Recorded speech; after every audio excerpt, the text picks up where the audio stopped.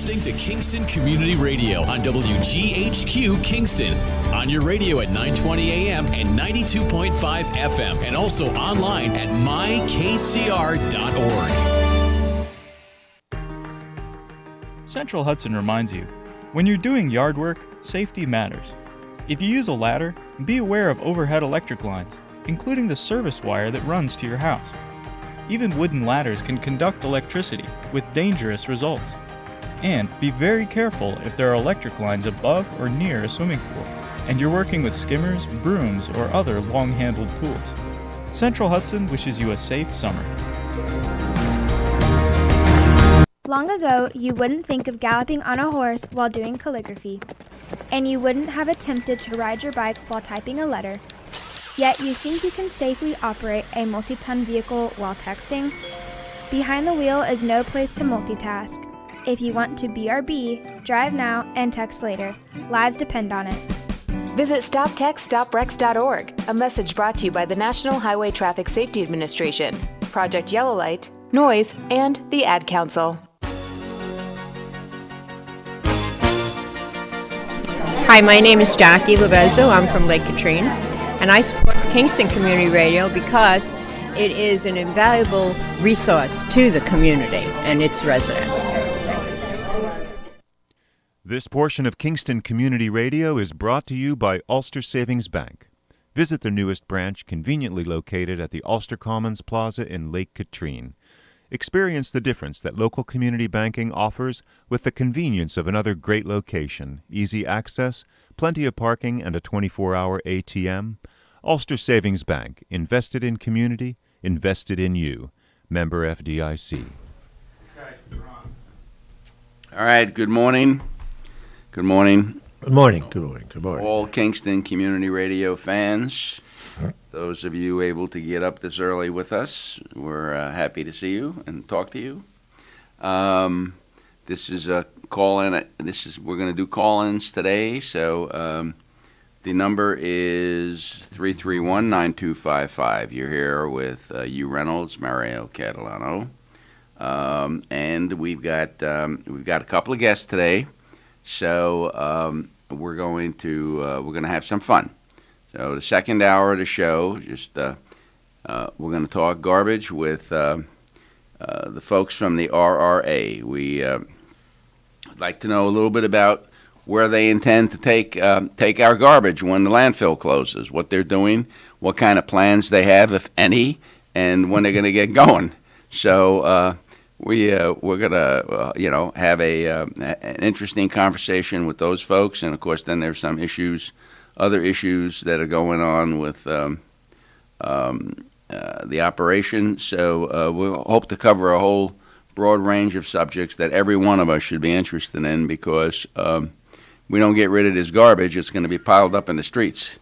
The second, earlier at 7:30, we have a guest who is writing. He's a professor from SUNY Albany, and he's writing a book about urban renewal, and Kingston is a big part of it. So comparing Kingston and Newburgh. Comparing Kingston and Newburgh's urban renewal efforts, and so we want to get the scoop on what was happening and how that transpired, and it isn't very often that Kingston gets a nice piece of literature about how we do things and what we do. But before that, we've got the first half hour to cover some territory, So the one thing that you mentioned this morning, and I think is very exciting, is our major leaguer. Our major leaguer, Zach Short, is pounding the ball. I think Mario had 2 home runs in the last 2 days. Yes, he's up to 5 home runs already. And he's got more home runs than the Yankee left fielder, I believe. Probably, yeah. Maybe we can get him to the Yankees. Who knows?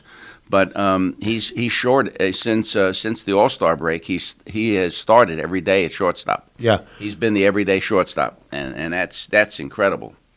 It is the notion that a 190 hitter. Which he was. I think he's probably hitting 200. The standards have been this is no aspersion on Zach Short, but to make it in the majors, I guess you only have to hit about 190 these days. But this kid has some pop, which is not required for a shortstop. Shortstop is his primary purpose, like a catcher, is defense, and he's also they rate him very highly as a defensive shortstop.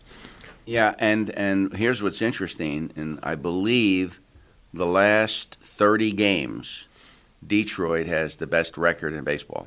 They are surging. They're like 20-10, some crazy number, and he's a part of it because he's been there for a few weeks now. Yeah, he was down with some injury for a while. Then he had a slump. He was hitting about 270 when he first came up, and then he got under 190. But he has obviously bounced back, and that's a good sign because a kid he's kind of a middle-aged ball player 26. now. 26. Yeah. But a kid comes up, or a ball player comes up, and from the minors, and it's a different level. Obviously, it's a lot tougher. And then he has problems, and some guys get down on themselves, and they don't bounce back. This guy has bounced back, and he's in a good situation. Detroit was a struggling ball club before this. They were well under 500. Their superstar Cabrera is just at the end of his career, and he's not playing anywhere near that level. But now they're on the surge, so that's good news for us Kingstonians who are sometimes called Kingstonites. Yeah, there's a new name for Kingstonians. We take a lot of pride in our baseball around here. Yes, we do. From the Little League to the American Legion to this is a baseball town. No question about it. Hey, you mentioned the American Legion baseball team. Our senior boys are playing for a state title on Saturday. Oh, no kidding! Where? In Saugerties. Oh, wow! So Cantine? Yeah, Cantine. The two teams merged after a long tradition of Legion baseball, and they're I believe they're the Kingston Saugerties. Oh. Something. Okay. And anyway, that's of note. It's at 7 o'clock. Some good ball. Oh yeah, and they're kind of short-handed. They normally carry 18 or 19 players, and they've got 14. Oh wow! So to get this far, anyway, go on. Yeah, with this. Okay, and then I'm wondering if you'll be kind enough to share with the listening audience. The saga of your phone call from the golf historian. I think that's even just as exciting to me is to know. Well, we're golfers, right? Yeah. Were you ever a member of Twaffskill? No. No. The only club I've ever belonged to was Woolwich. Yeah. Twaffskill was the only club that would accept me. I was a member of their during their 100th anniversary celebration in '02. And a writer from Atlanta. The web is amazing. They can find anybody. Oh yeah, sure. He contacted me this week and told me that he was writing a history of golf course. This guy's specialty is golf course design. Okay. And he's writing a history of golf course design, and one of the pioneers, as they call him, is a man named W.H. Tillinghast. Tillinghast. Yeah. Who in the early part of the 20th century designed hundreds of dozens, if not scores, if not hundreds of golf courses. It was a real boom in golf. Particularly after the 1913 U.S. Open, where an American won it for the first time. Golf was dominated by Britain in those days. Tillinghast, according to this article, which I'll be reporting on, Tillinghast designed Twaffskill, which is like having Yeah, like essentially royalty. Right, yeah, it's a word for it, royalty, yeah. Yeah, golf royalty, designing, and wasn't that one of his early courses? Yeah, it was either it was within the first 2 or 3, according to the article. It might have been the first, very early in his career. So in a sense, he began to establish his reputation right here in Kingston.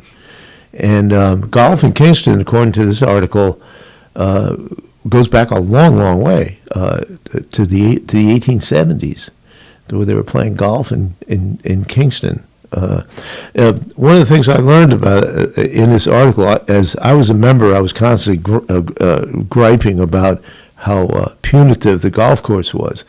It's short, no relation to Zach Short. It's a short course, but it's narrow, and there's a vicious rough and trees and water and a lot of bad places to get to, and there's actually a class of golf courses, 9-hole golf courses all over the country, that are laid out to lay the land. They're not like, they don't move a lot of dirt around these places. They design whatever the natural terrain is. Jack Nicklaus is a great advocate of that type of philosophy, and they're literally called, they're small, short 9-hole golf courses with tiny, what they call postage stamp greens. Greens, yeah. And they're literally called, I didn't know this, Mario, they're literally called penal courses. I know, I didn't want to get you in the middle of drinking coffee. Penal courses. And they can penalize an errant shot. Wow. So that's a great connection to our town. And then tying that into the original, Zach Short's dad was the golf pro at Wiltwick. At Wiltwick, yes. Yeah, Wayne. And if we go back another generation, Zach Short's grandfather was a sports editor and a managing editor of the Daily Freeman, Eddie Palladino. Wow. And Eddie followed every game those two boys played, and it was basketball or baseball. He was a good basketball player too. If Excellent. I remember correctly. He was an Great all-star. 3-point shot. Yeah, deadly. So was his brother. When those guys put him up, they went in. So that's very interesting news, I think. For back when they did the history of Twofskill, they had a great deal of difficulty finding records, and a lot of it was just written on the back of bar tabs, I think. Twofskill had his reputation for being a kind of. So he's writing this history, and he contacted you for. As a former member, for any information I might have, and we'll talk with each other next week. Great, that's great. So there are a couple of interesting and exciting developments. Mm-hmm. How about the IDA? Let's get into some politics. We're here for politics. Now we have these guys coming over here, right? No, we have RRA coming. Darn it, IDA. The IDA pulling the plug on Golden Hill. I thought that, I'm not, quite honestly, I'm not sure if they can still do that, but this is going to be interesting. They seem to be pretty confident that they could pull the plug on these dudes. Well, the idea, so before we get into that, we do have a caller. Okay. So, hey. Good morning, caller. Hi, good morning. It's Brian Waltman calling. How you gentlemen doing this today? Hang on a second. We got to turn up your volume. Hi. Hi, good morning. It's Brian Waltman calling. Just you to tie everything up in a nice bow for you. Zach Short now is a member of Twofskill. No kidding. I didn't know that, Brian. He played there all last summer because obviously he was home with the COVID. He was with the Cubs. Then he was traded to the Tigers organization, and for most of the summer he was at Twofskill last year. What kind of player is he? Some good athletes or lousy golfers? No, he's a very good player. Let's put it this way. You're familiar with the course, the 9th hole. I was in a group with him on a Saturday morning last year, and I had about 180 yards into the hole for my second shot. Nice drive. Yeah, well, it was pretty good. Yeah. But he only had 50 yards left. He outdrove you by 130 yards. Yes, but here's the funny story about golf. When we each putted out, we each walked off with a 4. Yeah. And I remember thinking to myself as we walking back to the first tee was there's many paths to a 4. Yes, there are. No question But about no, that. he's quite a good player. A fine young man too. I really only met him last summer when he was playing. He got into our group quite a bit, and he's a fine young man. It's just a joy and fun to watch his progress. You know, Brian, you probably know that, as we mentioned, that his father was a golf pro at Wiltwick. So Yes. I presume this young man had some pretty good fundamentals growing Yes, up. he does. And his Wayne is now a member of Twaffskill as well. So we have the whole family there. We're just glad. Well, to I have hope him there. Twaffskill votes for you. Well, maybe. I don't know. But I don't know if they live in the district. But I'll tell you what, this A.W. Tillinghast, just to maybe let the listeners know the caliber of courses he's done. Yeah. He designed both courses at Wingfoot, the East and West course. The West course obviously is where they played the U.S. Open last year. Quaker Ridge is another course he designed, a public course, Bethpage Black. And Baltusrol in New Jersey. So this is a renowned golf course architect, and I've been asked to work on a committee of club members to focus on this project that you were speaking of earlier, because this could be quite something else if it all pans Put out. Twaffskill on the map. Yeah, Tillinghast has designed numerous golf courses where majors were played on. Yes, he has. Yeah, he is the gold standard. Yes, he and Donald Ross are right at the and him and Ross, Mackenzie were right the golden era of golf course architecture. They just were. It's phenomenal news if it actually pans out. I'm optimistic that it's going to. But anyway, I'll let you guys get back to your discussion. I just wanted to tie up. Yeah, thanks. Thanks for that, Brian. Yeah, That's that was good. great. Thank you. Bye. All right, Brian. Bye. So you Yes. time now to figure out exactly what went on with this IDA thing. So evidently, from the way I understand the story, Ulster County sold Golden Hill 213. in 2013, and then Golden Hill was purchased at some time after that from the original group. Okay, so these guys are Is that correct? Yeah. And then sold to an investment group out of Brooklyn or New York City or something. Mm-hmm. And the investment group came to the IDA for all of the appropriate or inappropriate tax breaks, sales tax, mortgage tax. They save money on everything, and then did a pilot, etc. And then proceeded to, instead of increase jobs, which the job of the IDA is to Create produce jobs. and create Produce, yeah. additional jobs, they essentially, or this rumor has it, I don't want to, I have. Well, it's according to published reports Okay. with direct quotes. So They cut the staff from 330 to 210 or something. yeah, by a third. By about a third, and I think so. The IDA is now backtracking, which is appropriate, to find out if these folks who've gotten all these tax breaks are doing what they're supposed to do. I mean, it's a two-way street. Mm-hmm. We give you a tax break, but this is what you have to do in exchange, and they can't even get a call back. So, From Saul. yeah, from Saul. So, evidently, they're prepared to pull the plug.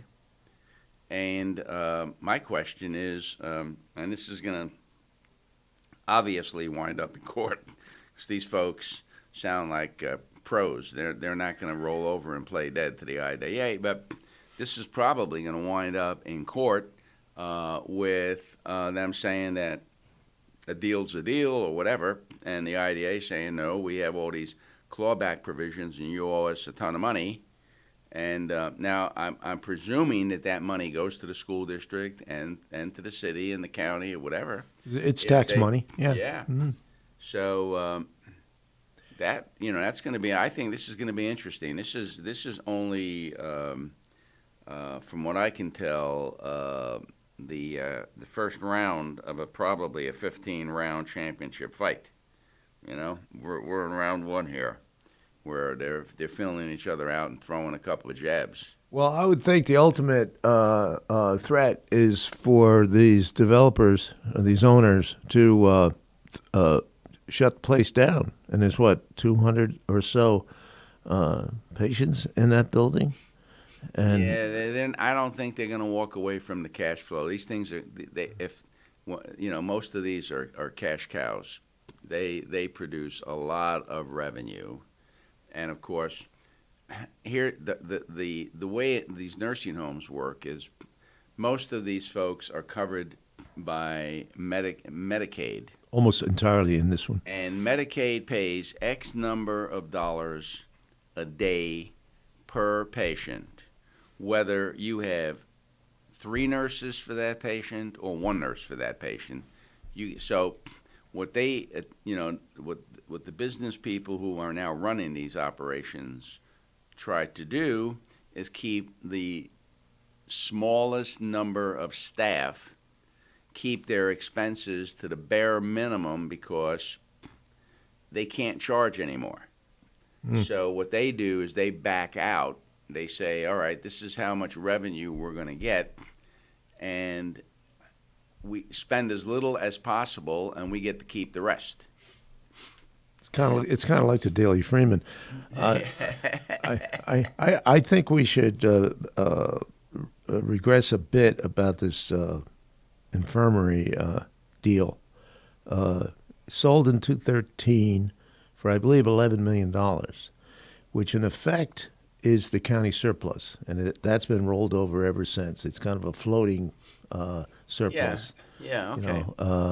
There was a lot of talk then that and there was the money. Yeah, there was also talk. There was also talk then that why can't the county do some of the things that create some of the efficiencies, not necessarily laying off people, but running a more efficient operation than they had, and at least break even. That's the county doesn't have to make tons of money on this thing, and then the first developers, I believe, bought it. The second group, this group, refinanced it for something like $30 million.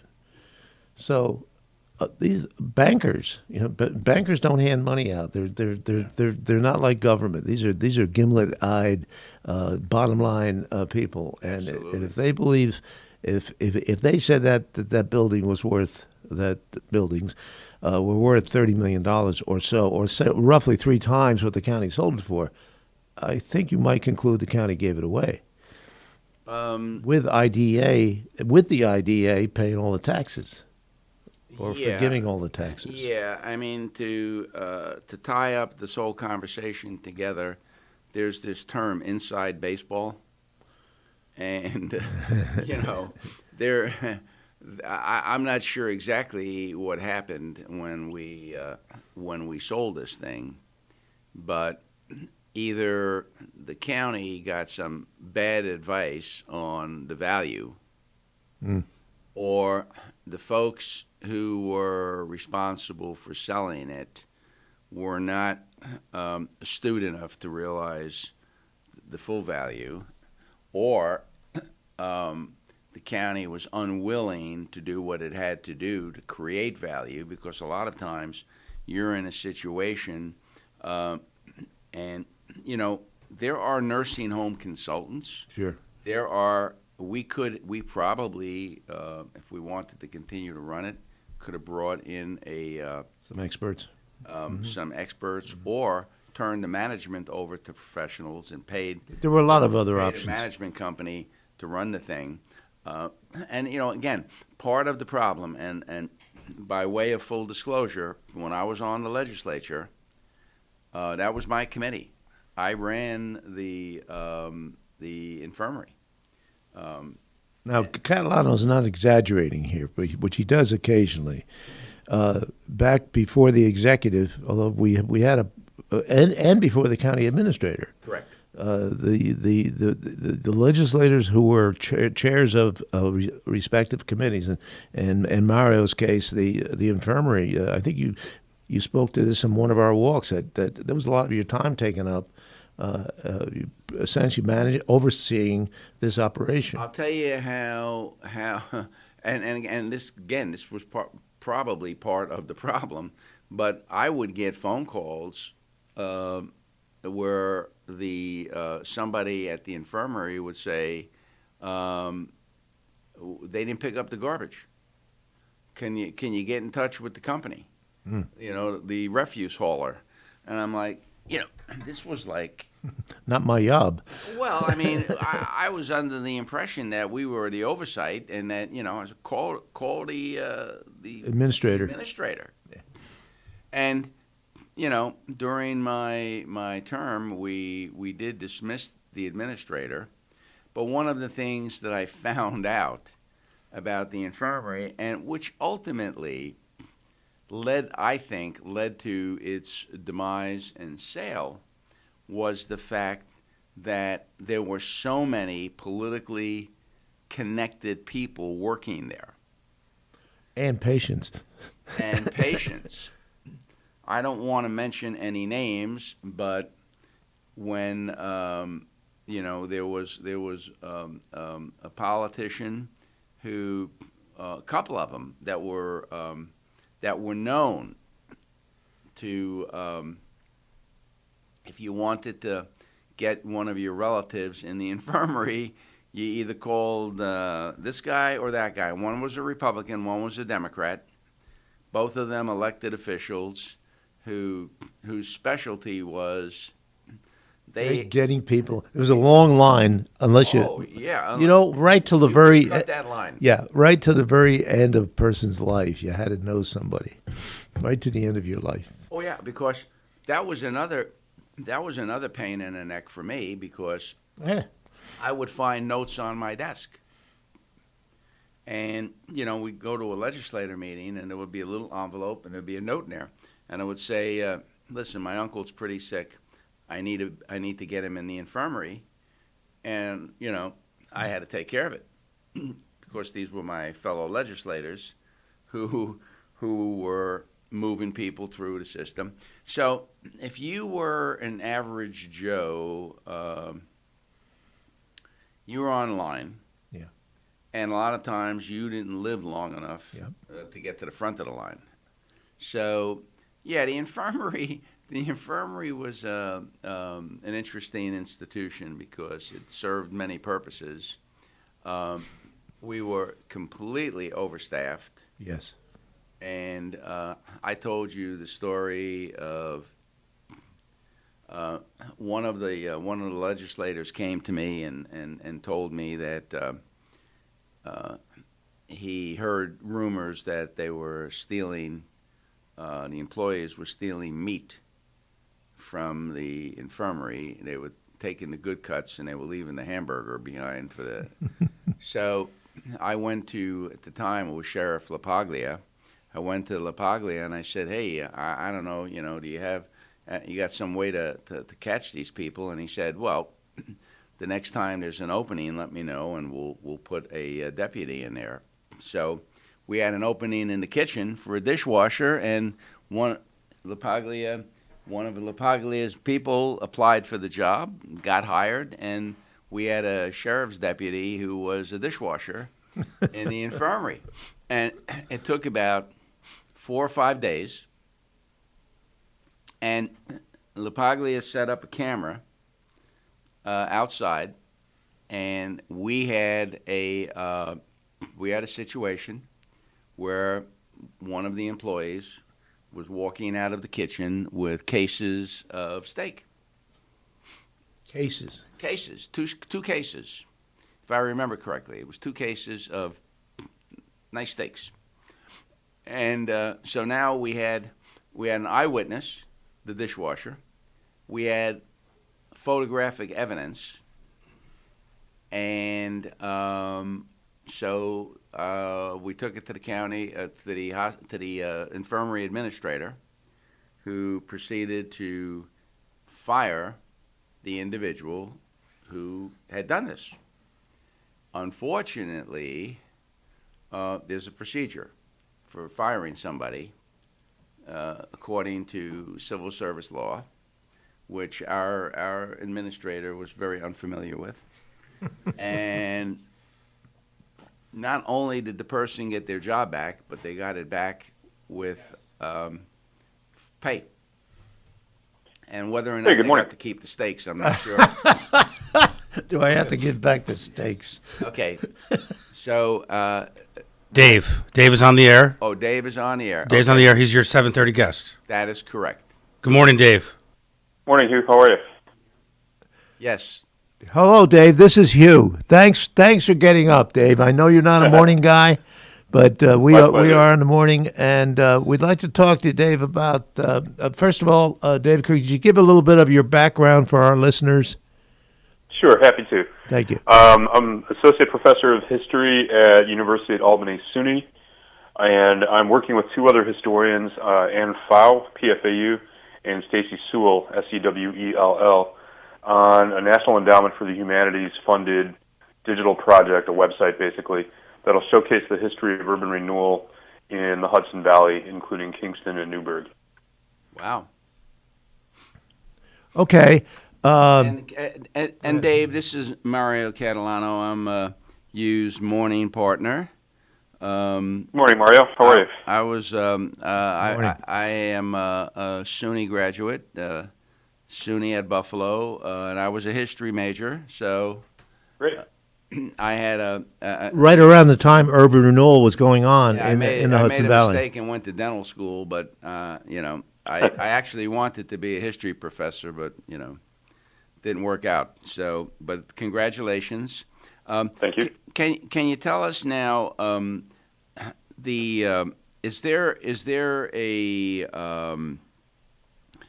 there like an overriding purpose here for having this information online? Is there are there a number of groups, organizations, whatever, that are participating? How did this all transpire? Sure, that's a great question, and basically, excuse me, what we know about urban renewal has been generally from the federal policy level. Why the federal government decided to bankroll the massive clearance projects that we saw in cities like Kingston and Newburgh. And what really hasn't been told yet is the effect of urban renewal on places like Newburgh and Kingston and the residents of cities like Newburgh and Kingston. So our goal, our mission is to tell that story. And we do a lot of interviews with people who remember the period, who were affected by the events. As a matter of fact, we interviewed Hugh about a year ago. Yep. Thank you, Hugh. And we're also very interested in the visual record to document the areas that were demolished and lost forever. So the streetscapes, the buildings, the people's experiences. As far as a policy implication or effect on current events, in general, people who live in a city like Kingston are very interested in how the city was shaped, in the city's history. So we're bringing that to the conversation by showing how urban renewal shaped a place like Kingston. More significantly, or more concretely maybe, urban renewal has left a legacy, along with practices like redlining and disinvestment. And some communities like Newburgh, for example, are considering a system of community reparations where if you can show that your family was a victim of discriminatory housing practices, the city of Newburgh is considering a policy that would help you with a down payment or closing costs, several $1,000s. Several cities around the country, Evanston, Illinois, and Nashville, North Carolina, come to mind, have already implemented these community reparations policies. So urban renewal would be a large part of that in a place like Newburgh that's seeking to overcome this legacy of discrimination and housing practices that disproportionately affected the minority community. Wow, that would be big news in Kingston. We're not familiar with the city government even discussing this possibility of reparations. Kingston, which you probably know, Dave, lost about 4,000 people from the urban renewal area, which was a significant part of its population. The population at the time in round figures was around 30,000. And some of those folks moved into other parts of the city. So they probably lost more than 4,000 people out of that area, because the net loss for Kingston between the 1960 census, when urban renewal was in the planning stages, and the 1970 census, when it was virtually completed, was a major loss in population. And, and that is, one of the things we're finding is, we know a lot about urban renewal in places like New York, Los Angeles, Chicago, Philadelphia, the major cities.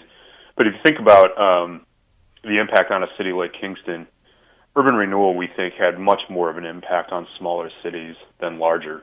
The scale is certainly bigger in larger cities, but the overall effect on the entire community, Kingston, a city like Kingston's size or Newburgh's size, would have felt the effect throughout the entire city, not just in a particular neighborhood or part of the city. So yeah, losing 4,000 people to urban renewal and to other migratory patterns, more voluntary certainly than being forced out of your home for urban renewal, that had a major effect on smaller cities. Dave, you compare Kingston and Newburgh. Obviously, we're interested in Kingston. How did they compare? Was it kind of a cookie cutter, kind of a blueprint that the federal government laid down that these cities around the country followed, or were they markedly different? Say Kingston and Newburgh, comparing those two projects. There are a lot of similarities. Obviously, every city is different. Just to sort of zoom out and give you the 30,000-foot perspective, the federal government between 1949, when the program started, and 1974, when the program ended, so a 25-year period, federal government spent about $13 billion to finance the acquisition of property, relocation of residents, demolition of buildings, and clearance of these large parcels of land in 1,300 cities around the country. So $13 billion over a 25-year period in 1,300 villages, towns, and cities across the United States. Here in New York, about 90 communities took urban renewal funding. The federal government funded about $1 billion worth of these projects. For a city of Kingston and Newburgh's size, under 25 or 30,000 people in population, the federal government covered 3/4 of the cost, and this is where a system of perverse incentives really kicks in. The federal government bankrolled 3/4 of the cost of acquiring land, relocating the residents, demolishing the buildings, and assembling these large parcels in the hopes that the cleared parcels would attract developers who then could bring in affluent residents and shoppers back to downtown cores.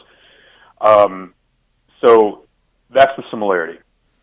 And the system of perverse incentives arises in how cities like Kingston and Newburgh, and this is what they had in common, one of the things they had in common, that 1/4 remaining local obligation, the city could defray that by building something like a school or a highway, and saying, City Hall in Kingston's $1 million on a highway. Yeah.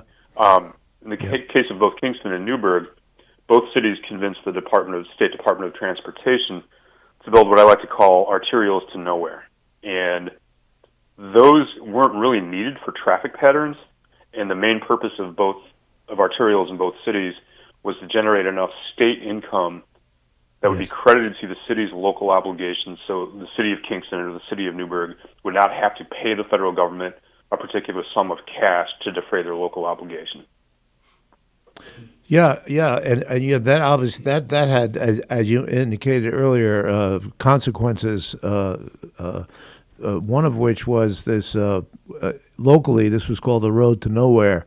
It kind of dead ended at a state highway a couple of miles out of town, and so you could very quickly bypass Kingston. And Broadway Kingston, which is the main street, which you probably know, Dave, was the one of the commercial centers in the '60s of the city, and traffic, because it had to, traffic was routed down Broadway, and people would stop and shop and do their business, and so they lost all that. And of course, that led to the to the growth of commerce in the town of Ulster. So it was not a road to nowhere. Ultimately, it was a road to these huge box stores, shopping plazas. They actually shot off a few of their toes on that one because they cost their local businesses, potentially a lot of revenue. And one other, you mentioned how the city. And I wrote about a lot of this as a young reporter at the local newspaper, the Daily Freeman, which was located just across the street in those days from the urban renewal area. We could look out our window, literally watch buildings come down. Was that in its scramble to create these what they call matching funds? The city abandoned its city hall on Broadway, which is a national landmark, and built a building in Rondout in the urban renewal area in order to they said serve two purposes: to revitalize the theory, Dave, was if we build it, they will come.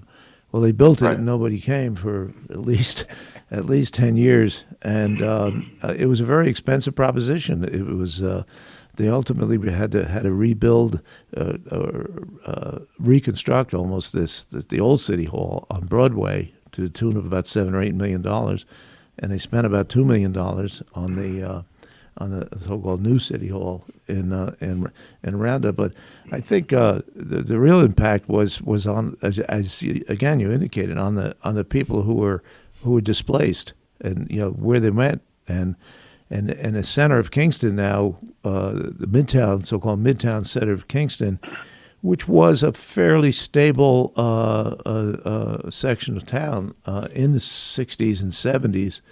A lot of families in Kingston can trace their roots to being born and raised in that area of the town. Is sadly depressed. The crime and it's I think it's a consequence of urban renewal. Mm-hmm. Yeah, that makes sense. I was fascinated also with the issue with City Hall, that the city government decided to build a new City Hall, which looks like, I don't know, something you would find in a strip mall. It's not a beautiful building. Compared to the old 1870s Far City from Hall. it. So I was always kind of surprised at the set of decisions made in the 70s about abandoning City Hall, opening the new City Hall in the Roundout, and then deciding, you know what, this isn't working, let's go back and rehab the old City Hall to the tune, as you say, of several $1 million. There's a great Bob Haynes photograph that the Daily Freeman, and I want to acknowledge the generosity of the Daily Freeman in allowing us to come into their photo morgue and their photo library and scan several hundred pictures that photographers like Bob Haynes, for example, had taken of urban renewal. And one of the Bob Haynes' photographs is of the old City Hall, now the again new City Hall or existing City Hall, with Kingston's urban renewal plan surrounded by dead pigeons on the floor. Yeah, that's a classic. And that sort of visually encapsulates what was allowed to happen in Kingston with respect to City Hall. Now, so yeah, a lot of the decisions, infrastructure survives several generations, and a lot of the decisions planners and city officials made in a city like Kingston or a city like Newburgh, the legacy of those decisions will be around, well into the 21st century. So I think one lesson we could take away from urban renewal is, or any large-scale urban reshaping like that, is think a little bit about what this is going to look like in 50 years, and just don't think of the present moment. Sure. Yeah, or in other words, don't think of the next election. Dave, have you seen the policy change at the federal level, rather than bulldozing acres and acres of buildings to be more selective and more in these projects, or are these things just this program, as you indicated, was ended in 1974? Yeah, the federal government, the origins of the policy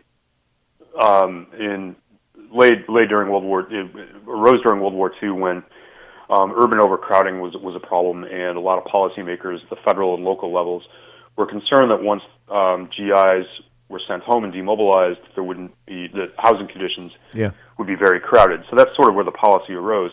And people were also, planners and officials were also very concerned about slums. And so the idea was, massive slum clearance and replace the slums with new construction. By the mid-'60s, it became apparent in places like Kingston that this wasn't working as intended. So as people in localities like Kingston and Newburgh began to turn against the policy of urban renewal, that fed upward into national policy. So to give an example from Kingston, and Hugh, you may remember this from your reporting, in 1967, Congressman Joseph Resnick went to the Federal Department of Housing and Urban Development and basically said, unless you fire the urban renewal director and the entire urban renewal board in Kingston, we're going to cut off your funding. Wow. And this was because Kingston Urban Renewal Agency was relocating people out of their homes without replacement housing to put them into. And the director of urban renewal at the time he did his job as tearing things down as quickly as possible, and he didn't give much thought to what happened to the people after they were moved out of their homes. So episodes like this, and similarly in Newburgh, if you've been to Newburgh, you'll see that there's 115 acres of empty land on a steep hill going down to the river, and it'll probably never be redeveloped. As people in places like Kingston and Newburgh began to look around and say, this isn't really working, the federal government began to change course, and then when Richard Nixon was elected in 1968, and the era of high liberalism under President Johnson was effectively over, the federal government reevaluated its policies toward the nation's cities, and then replaced urban renewal with community development block grants, which did result in more local control. Urban renewal was a targeted program. You applied for a grant and loans from the federal government for a specific purpose. You couldn't use that money for anything else except what it was earmarked for. With community development block grants, in a community like Kingston, areas that have been underserved or unfunded by urban renewal, like Midtown, began to receive more attention because citizens, held meetings with city officials and said, "Hey, what about Midtown? What about what about this part of the city that hasn't seen any federal money?" So, as local people began to turn away from urban renewal, having seen the damage it had done, that fed upward into federal policy changes. Okay, that's the way it ought to be, I would think. And yeah. And Dave, one of the things that I was wondering, because I've only been in Kingston since 1969, so you're a transient. You're a newcomer. I'm transient. Right. But by local standards, not anymore though. By the way, half of the city has only been here for less than a year. But anyway, one of the things that we always heard rumors about, and I don't know if you uncovered any information or any of this information while you were doing your investigative and research, but there were always issues of self-dealing, people, politicians that were connected or investing in the land and buying and building and there was all kinds of crazy stuff that you hear on the street. You never see it. You never you don't have any proof of it. But did you uncover, or is there any suspicion that this whole urban renewal process was in some cases being abused by the folks who were supposed to be watching the store? Yeah, Plunkett of Tammany Hall, George Washington Plunkett, a turn-of-the-century Tammany Hall politician, famously called this sort of thing honest graft. And that sort of activity does not make it into official documentation. Yeah. So, and especially, 45, 50, 55 years after the fact. So it probably almost certainly did happen, and almost certainly I will not be able to find, as a historian going through official records, I will not be able to find any evidence of it. Now, where we might find evidence is through investigative journalism from the period. So in many ways, that's a question best addressed to Hugh. Right. From my perspective, not just my perspective, but I believe investigative journalism is pretty much dead in our era due to the cutbacks in, particularly at the print level and elsewhere, the cutbacks in funding of supportive newspapers. The Freeman's an example.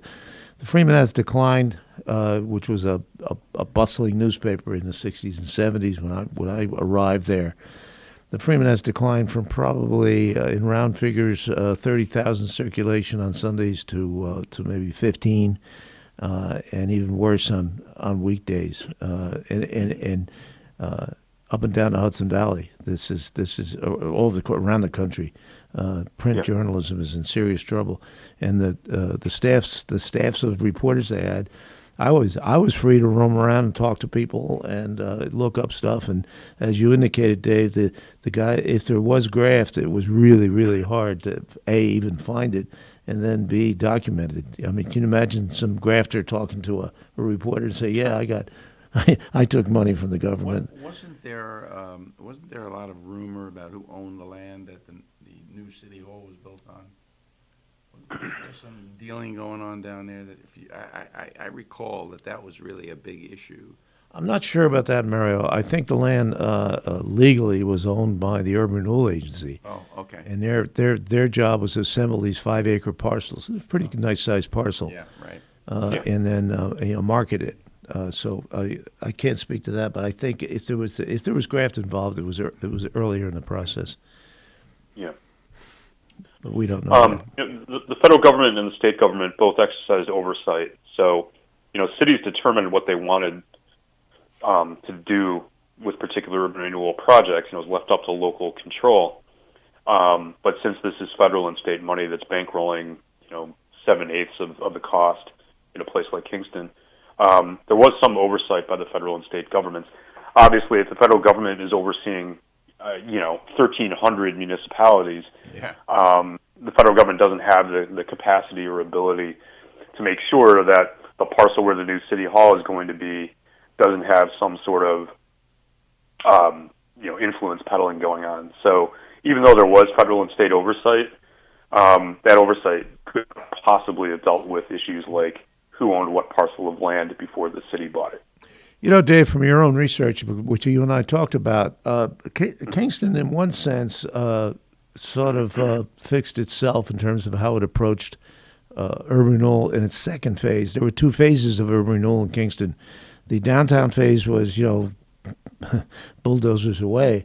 But uptown, which was a smaller project, was much more selective. It was almost surgical, where they would pick out areas to usually renovate. The Wall Street area, for instance, is an example. They put in all new utilities, underground, pipe plant, et cetera. So they apparently learned something from the Broadway East project, but people still complain bitterly about how their neighborhoods were destroyed, and that the buildings that were there were substantial from the 19th century. And if you want to see what urban renewal, what Rondout looked like before urban renewal, you can just look across the street. There's three and four stories, which now has been after a long time. We were out to dinner last night on a Thursday night. I could see Saturday night being busy. We couldn't find a parking space. We drove around, the place is booming now. So I guess there were some lessons learned, although for too many people, too late. Yeah. In some ways, maybe this is going to be a bit controversial. In many ways, urban renewal, I'll offer 2 points. The first is Lynn Woods co-produced a great film called Lost Rondout, which really documents Yeah. the area that was demolished. And matter of fact, Lynn inspired us to look more deeply at Kingston several years ago. So we really got into the history of urban renewal in Kingston because of Lynn's film and Lynn's guidance. The second issue is, in many ways, Kingston's urban renewal over the long run succeeded.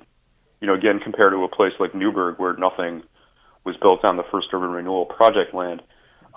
It took longer than city officials planned or hoped for, but ultimately by 1990 or the turn of the century, Kingston has, a vibrant, affluent certainly, but a vibrant entertainment and restaurant, complex in the urban renewal area. The townhouses across the street from the older buildings, they're not architectural gems, but the land is being used.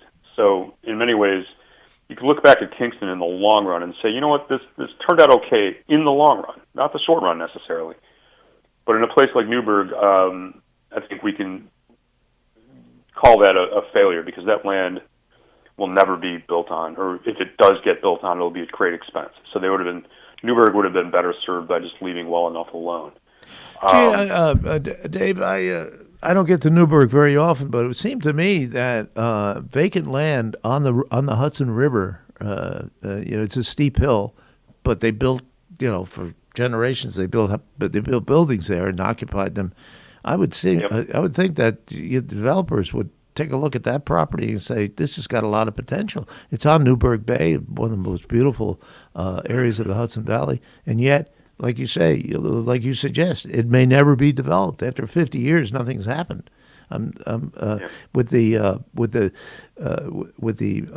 population moving up the Hudson Valley now, as Mario mentioned a few minutes ago, he thinks that half the people in Kingston are from New York these days. Well, maybe not that many, but a significant number.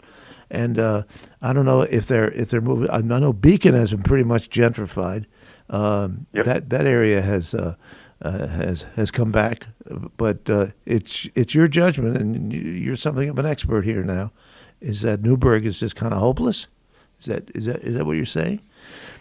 I don't know if I would say that Newburgh is hopeless. There's a lot of community effort right now to figure out what to do with the land, and again, the system of community reparations that I mentioned earlier. So Newburgh has actively been considering what to do. And you're right, there's been a wave of gentrification in the Hudson Valley. Part of it is, the domestic architecture. The homes are beautiful, and they're cheap compared to what you would spend in Brooklyn or Manhattan. So, and the pandemic certainly exacerbated gentrification because, we saw ads on Airbnb, for example, rent a mansion in Newburgh for $5,000 a month, right out the pandemic in a mansion in Newburgh, those sorts of ads. And Newburgh made the explicit decision in the 70s to try and market. The city government didn't, but there was a group of committed restoration, people who bought homes and restored them. There was a concerted effort to advertise in New York City newspapers to encourage New Yorkers to move up to Newburgh and restore some of these old, beautiful houses. As far as gentrification is concerned, that's an issue now, a problem now for creating and fostering cities that can have a mixture of incomes and ethnic groups. But gentrification would have been a problem that city officials would have killed for in the 60s. Getting affluent people back to downtown, that really was what urban renewal was all about. So even though we regard gentrification as a challenge to mixed income communities, and existing residents being priced out of their own homes because of higher property taxes, this is a problem that city officials in the 60s would have loved to have had. Yeah, no question. The one of the things I think that I'm not sure that it's deserved, but I think that Newburgh may have a different reputation. In terms of quality of life than Kingston does. And maybe that's one of the reasons that this is being held up. I'm not sure. But the issue of the sloping land down to the river, that empty land, it certainly begs the question, well, in the 19th century they figured out how to build on it, so why can't we build on it now? Yeah. That's really a question of financing and economics. Once you have a building on the land that was built in the mid-19th century, it's a smaller scale proposition. But if you're going to entice a developer to develop 100 plus acres of land, that's an entirely different economic and financial proposition. As far as Newburgh's reputation, Newburgh has a reputation as being a small city with big city problems. And, I can't say to what extent that reputation is deserved, but yeah, that certainly is a factor in discouraging development in Newburgh. Yeah, I think that's the case. Well, listen, we're about to come up to a break. Mm-hmm. And yeah. Dave, thanks so much for coming on at this awful hour in the morning, and thanks for your input. I'm sure our listeners would be have been very interested in your long-term perspective on our community. And thank you again for calling. And we'd like to call you at some future date, and we'll schedule it for the second half so you can sleep in a little bit. That sounds good. Nice meeting you, Mario. And if folks are interested, they can contact me at my university email address. Again, I'm at SUNY Albany, and I'm pretty easy to find. Okay. Wonderful. Thank you, Dave. All right. Bye-bye. Appreciate all that input. It was great. Okay. Thank you. All right. We'll go to break, and then we'll come back. Your guests are in the lobby. All righty. Okay, great. You're listening to Kingston Community Radio on WGHQ Kingston. On your radio at 920 AM and 92.5 FM, and also online at mykcr.org. Swimming pools are great for family fun, and Central Hudson wants you to play it safe. Never operate an electric appliance next to or in the pool. Be sure pool motors and filters are grounded. Have them installed by a professional and serviced by a licensed professional electrician. Be very careful if there are electric lines above or near a pool, especially if using long-handled cleaning tools. And if a storm is nearby, get out of the water. Your safety matters. Hi, I'm Steve Thomas for Habitat for Humanity Restore. Habitat Restores are nonprofit home improvement stores and donation centers that sell new and gently used furniture, building materials, and appliances to the public at a fraction of the retail cost. The Ulster County Restore at 406 Route 28 in Kingston needs your donations. Call our hotline at 845-853-7499 to schedule your free pickup. And thanks. Everyone is talking about healthcare these days. America spends twice that of other developed countries on our healthcare system, yet our health ranks near the bottom. How can we stop spending so much and getting so little? By shifting to a system that gives more patients access to strong primary care. Primary care can help make America healthy again.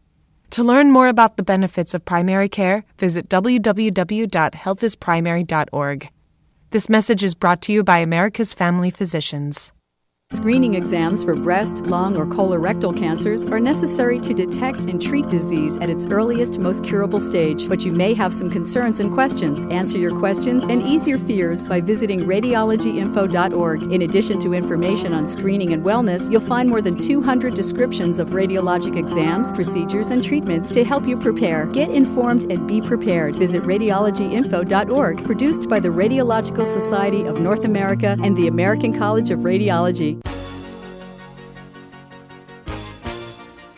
Hi, this is Jared Mans from the Spring Lake Fire Department, and I support Kingston Community Radio, and so should you.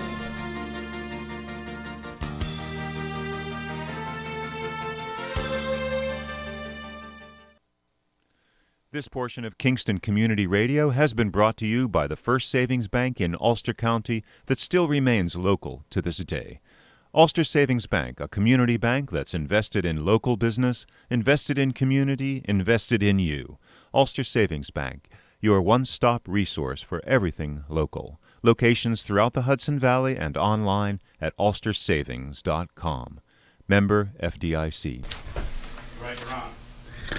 Don't forget how Okay, folks. As you know, we have a tradition on Fridays of doing birthdays for Friday, Saturday, and Sunday. So let's start with Friday's birthdays, July 23rd. So we want to wish a happy birthday to Judd Hornbeck, and that's with love from Marianne and William Banks Jr. And we have a second birthday today.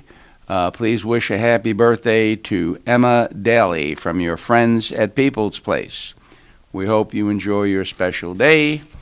And, of course, the winner today of the Boyce Dairy Milk House famous cow pie is Emma Daly. Emma, you can congratulations, and you can pick up your cow pie at the Boyce Dairy Milk House, 62 O'Neill Street, Kingston, and that comes to you courtesy of the Boyce Dairy Milk House and Kingston Community Radio. Now we have a special guest birthday announcer. Hugh Reynolds is going to do Saturday the 24th because we also have one of his friends who's celebrating a birthday. Well, I knew Judd Hornbeck too, or I know Judd, I should say. Judd is still with us. This is a special occasion. Hal Sampson from Rosendale is celebrating his 99th birthday on the 24th. And I did a feature on Hal a couple of years ago when he was the bartender at the Rosendale American Legion post. He was a 97-year-old bartender. And believe me, he was up and down that bar. That guy really tended the bar well. And a World War II veteran and a real character and a great guy.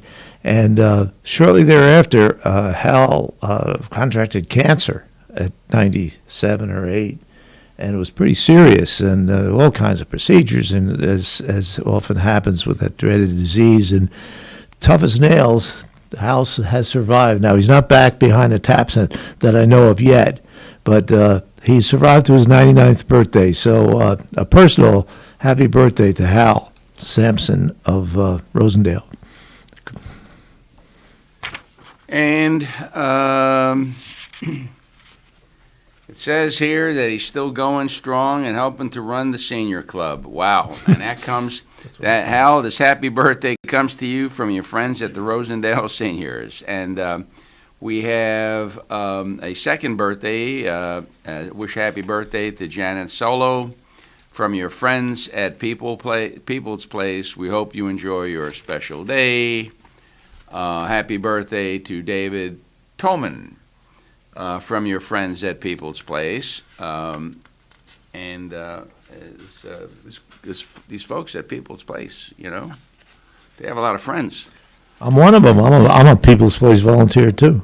All right. Well, this should come as no surprise, but the big winner of the famous cow pie for July 24th tomorrow is Hal Sampson. Way to go, Hal. Hal, keep it going, baby. And all I can say is bartending is a way to longevity, is the way I see it. Both sides. And so, Hal, you can pick up your cow pie tomorrow or any day, actually, at the Boyce Dairy Milk House, 62 O'Neill Street in Kingston. And now let's get Sunday. We have a couple on Sunday.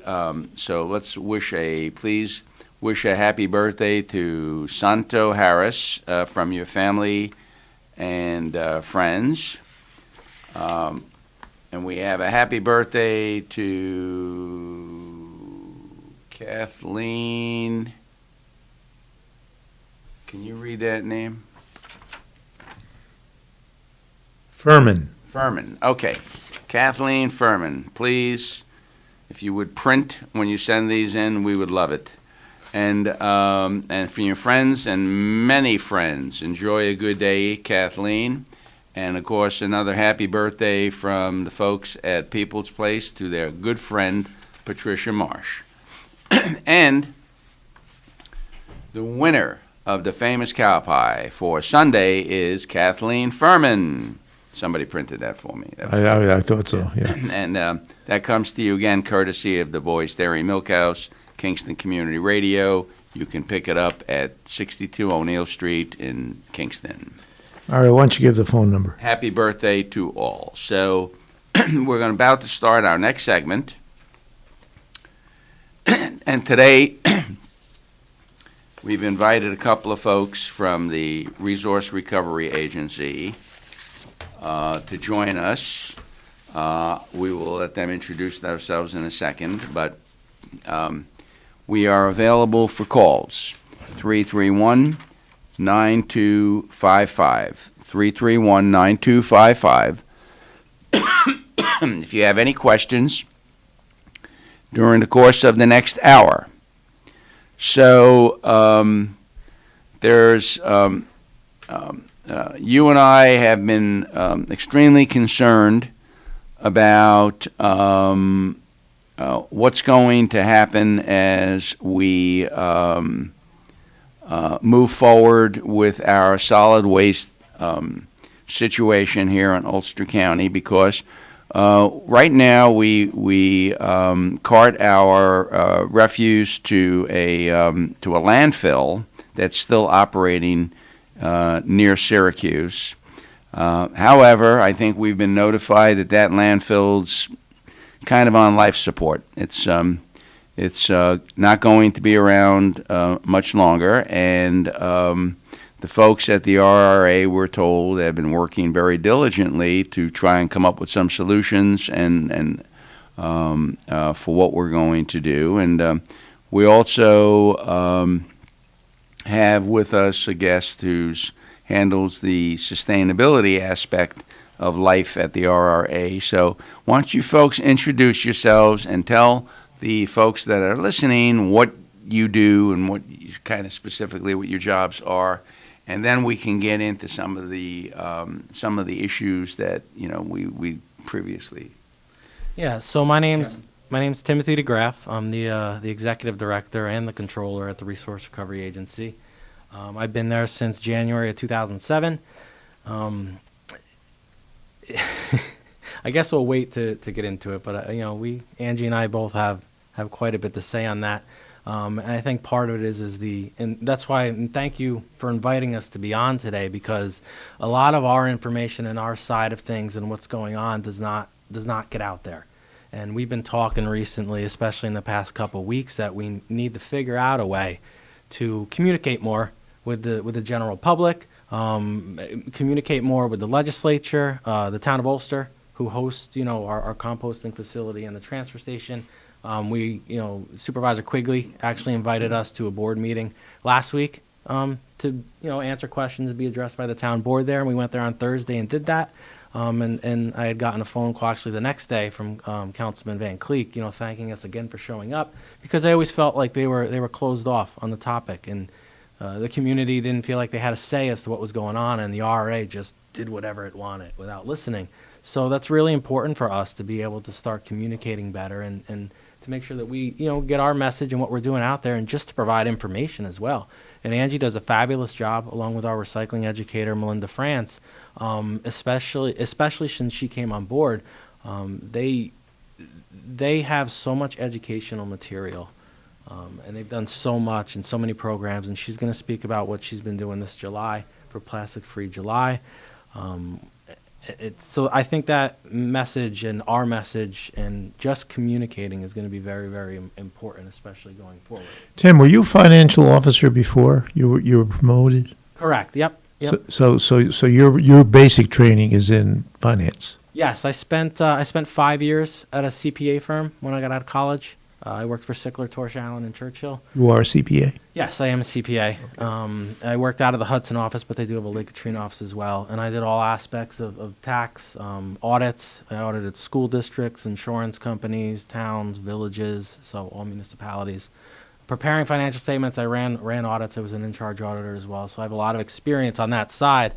And I've always said to people, when you're on the regulatory or the compliance side, everything it's by the book. It's by your audit programs, what you check off.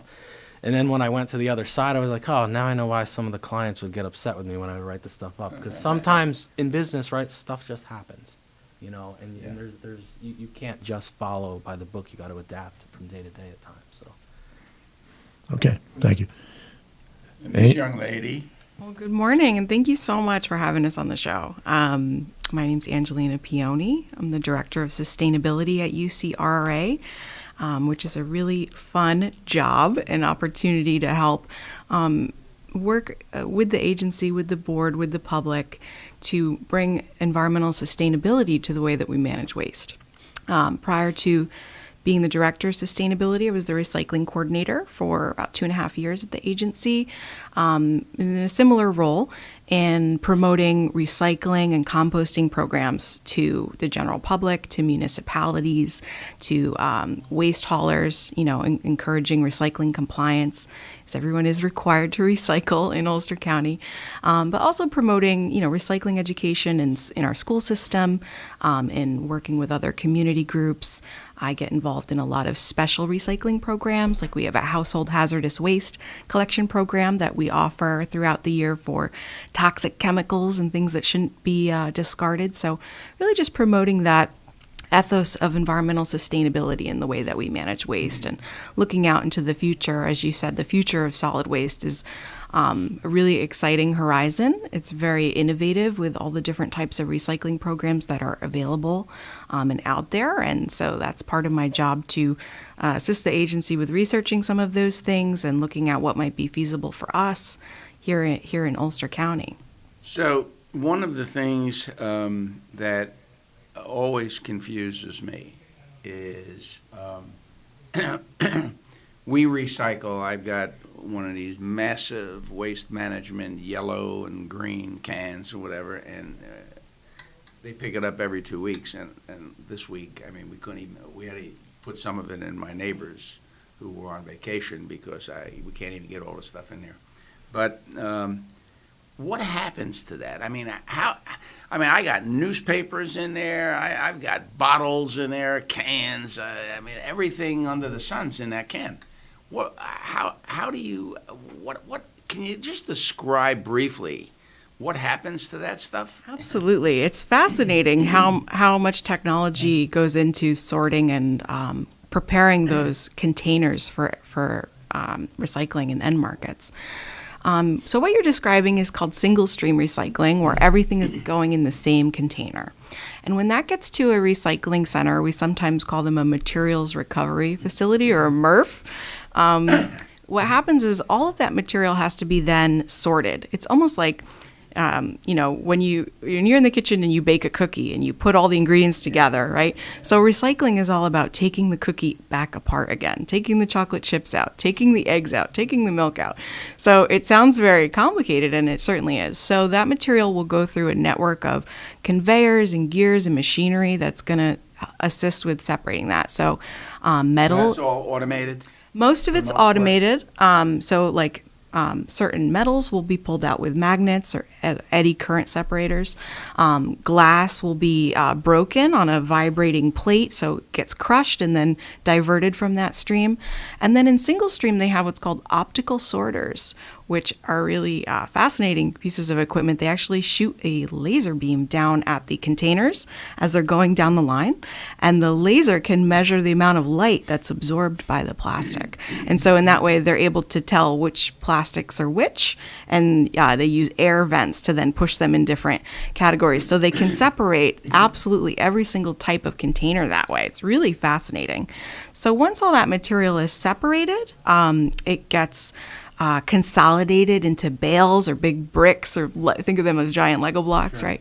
And once there's enough of that particular product to go to the market, it will go to end markets of different types of recyclers that will then shred that material, melt it down into pellets, flakes, fibers, and send it to manufacturers who are going to turn those raw materials back into new plastics or new metals or new glass and things like that. That's the general gist of it. But it's also, we talked about the equipment and all that, but recycling is still very much so with manpower.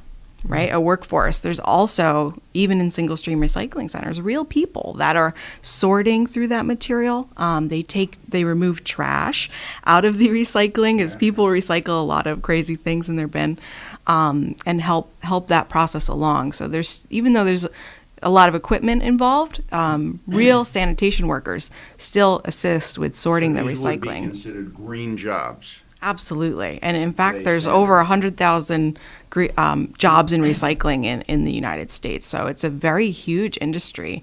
A lot of green jobs in recycling, very good jobs in recycling too, because it's a dirty job. It's a tough job. Somebody's but gotta do it. somebody's got to do it. And I want to comment too about how dangerous it can be to work in that recycling industry. Because like I said, people want to recycle all kinds of crazy stuff, diabetics put their needles in coffee tins and try to recycle it that way, or people put scrap metal in their recycling bin. It could harm people, injure workers and stuff like that. So it's really important to recycle correctly and try to avoid some of that wishful recycling. Tim, this is probably your end of the spectrum, but this market that's for recyclables has changed, as I understand it, aka China, in recent years. What effect has that had on your operation? Yeah, there's a couple parts to that, and if I could just add on to the single stream, there's a myth to single stream that's out there that you convert the single stream and you'll recycle more. Yeah, you're going to put more, right? You have like you said, you have 2 containers, right? What ends up happening a lot of times is people end up just putting more in that toter for recycling because, like Angie said, wishful recycling. So your recycling does end up going up, but it also ends up devaluing the product. So, they say single stream in general, you recycle 25 to 30% more. But what people forget is when it goes through that process, through the materials recovery facility, right, you end up with your residuals going up higher. 25 to 30% still ends up getting landfill. So the question is, even though you put it in that toter, are you really recycling it?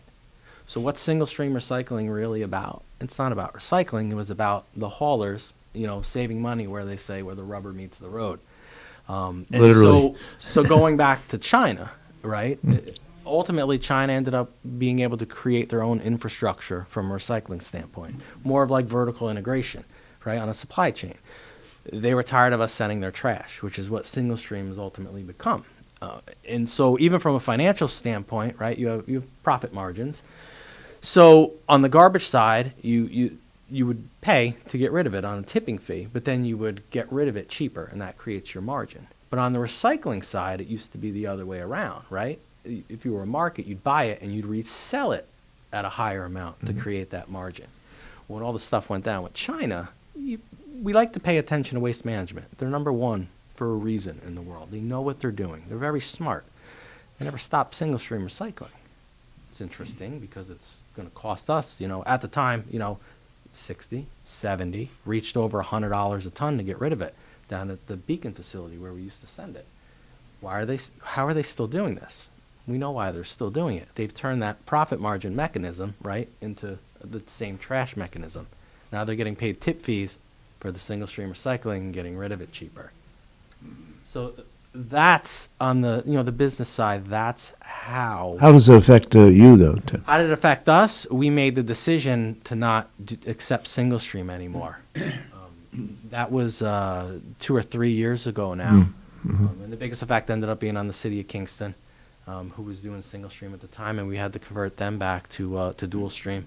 And so that's why we're seeing, good numbers in our recycling center now, is because we have a lot of good dual stream product because all of our town transfer stations are required to stay dual stream, So we provide the service, it's only $91 a pull.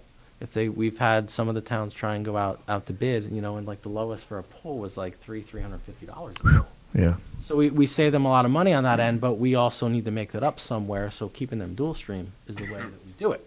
Now, in recent years, especially last year and 2 years ago, the markets, they were down. And that was a major effect really from China because the markets were converting to more domestic. Luckily, our products were being sold to domestic markets, which helped us stay consistent throughout those down times.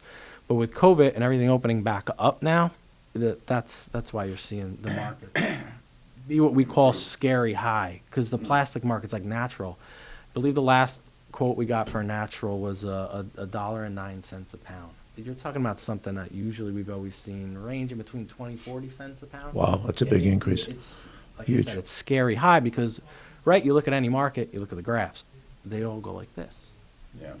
Well, right now we're up here, so you got to be aware. So when I'm getting ready to do the budget right now, trying to plan for. What's your fiscal year? It's calendar year. Okay. Calendar year, yep.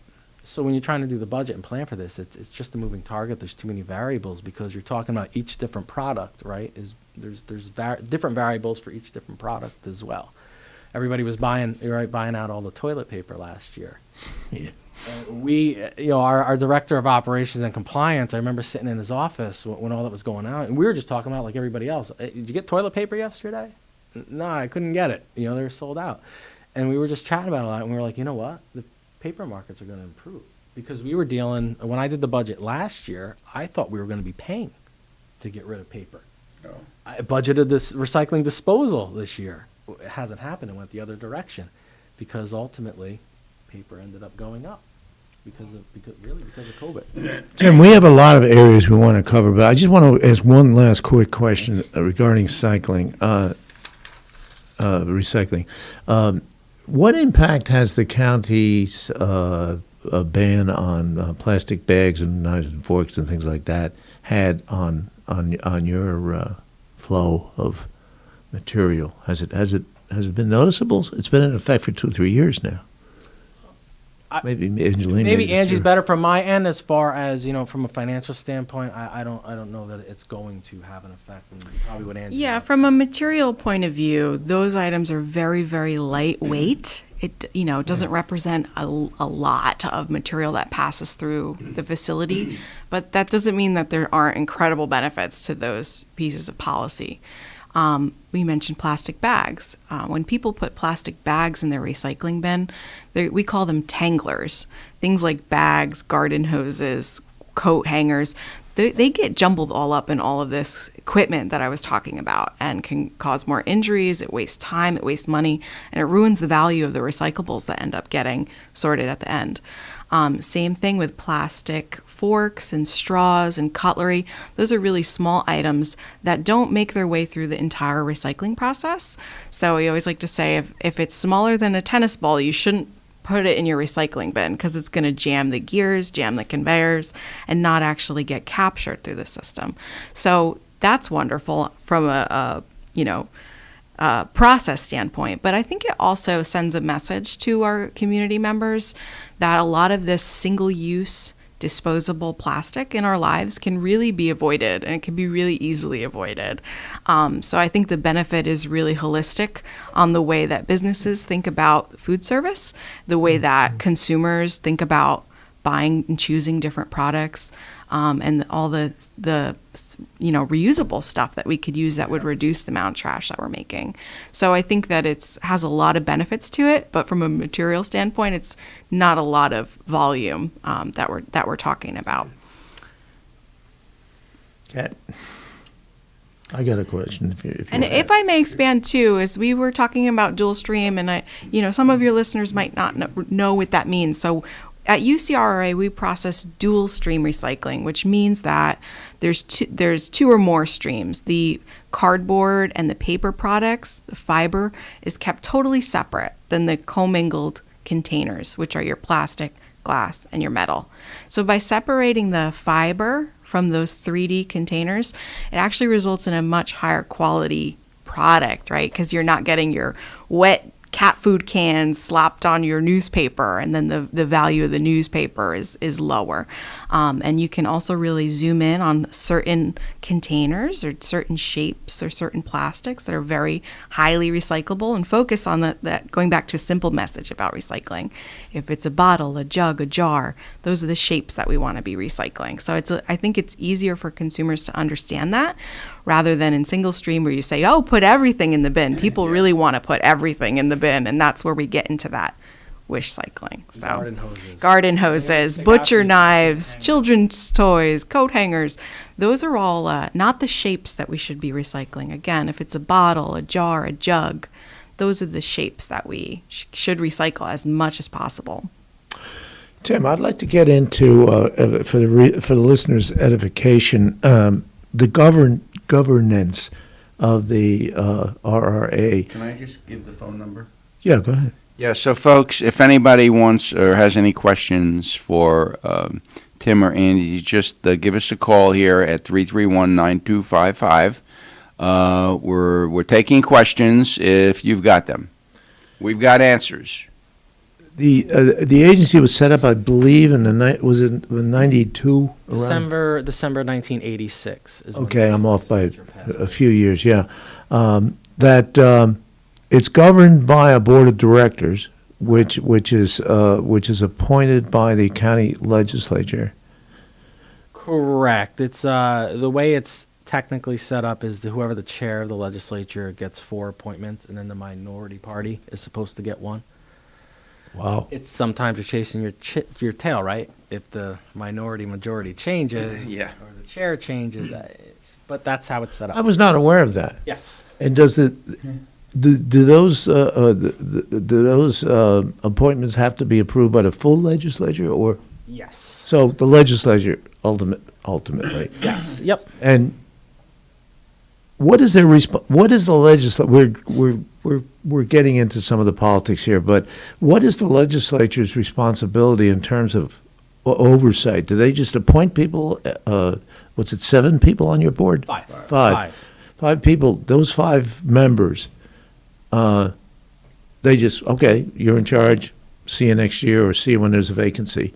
And you've been there long enough to see different administrations and a lot of different legislators of how this is governed. I guess what it comes down to, who's really in charge? Is it the legislature by their appointments, the board by its oversight? How does it work? Yeah, the way it's supposed to work is Okay. they appoint our board, and that's it from a day-to-day oversight setting policy standpoint. That's why we have a board. That's why it's set up that way. And the other solid waste authorities are like Rockland, for instance, is set up the same way. They have more board members than us, but it's still with the concept of the board provides. So they want some independence there from the. Absolutely. We have an agreement with the county to handle the solid waste and to be the planning unit, which is why we're the ones who drafted the local solid waste management plan. And I do report to the Energy and Environment Committee on a monthly basis. Who is the chairman of that committee now? Manager Green is. Okay. So, but as far as the board then, originally when they were set up, they had the responsibility to make the decision, do we want an executive director here, or do we want the board to essentially handle that function? They decided, obviously, to go with the executive director approach. So the executive director is responsible for managing the facility day in and day out. They're in charge. And then the board then provides the oversight over that. Your basic checks and balances. The board has to set policy with the help of the executive director or staff, but they're the ones who make those types of decisions. So that way, like I said, you have your basic checks and balances. But they don't have to, for instance, go check with the legislature to see if, what they're doing is right or anything like that. That being said, right, you still should have some type of working relationship with the legislature and talking to them and let them know what's going on, because they have to, make the laws. So when you bring up the, Angie and I have made lots of efforts to deal directly with the Department of Environment as the like the arm or the leg or an attachment or whatever you want to call it of the county, because that's, in my opinion, I feel like that's why that department was set up, because that's what they do day in and day out. That's their responsibilities. So we've had grants with the Department of the Environment. We touch base with them. There's something that we're looking into with regards to food waste diversion at the towns that we started discussing with the Department of the Environment. So we really try to work together with them with operational type of stuff. But when it comes to, say, policies, long-term planning, at some point you're going to need the assistance of the legislature. We used to have bonding authority up to $40 million, for example. But that got reduced, I think, back in 2015 to where we can't go out to bonding without full legislative approval on anything over $500,000. That's really, really low. At the time when it happened, I was very much against it because of everything I just said. It brings into more oversight and more involvement, which can hamper day-to-day operations. One of the things I think that gets missed about our agency is if you were to sit in that front office, and I know you've been there, Hugh, speaking to the former executive director, the trucks just keep going by. You know what I mean? It's not your normal type of government function. You know, I'll bring up a school district, right? When does the business office really get busy? You know, tax time when they're collecting taxes or when they're doing the budget. But other than that, you know, there's not, for lack of a better saying, there's not a lot going on day to day. Whereas us, those trucks just keep going by. And what's our number one goal at the end of the day is to make sure that those floors are cleaned in a responsible and environmentally friendly manner. Because especially, you know, we want to make sure hazardous waste isn't going to a landfill and being buried. So that's what our main goal is right now. So when outside people who aren't there every day seeing everything, how can you make decisions when you're not involved? So there has to be a communication there, but you also need that level of independence because you're just not seeing everything. Why was your bonding authority reduced? Do you know? I'm not sure what the thought process was. I do know that there was at the time there was a good relationship with our chair and the chair of the legislature. So I wasn't privy to those conversations. It's not that I don't want to answer it. I just honestly can't give you an accurate answer because I wasn't sitting in with that. Right.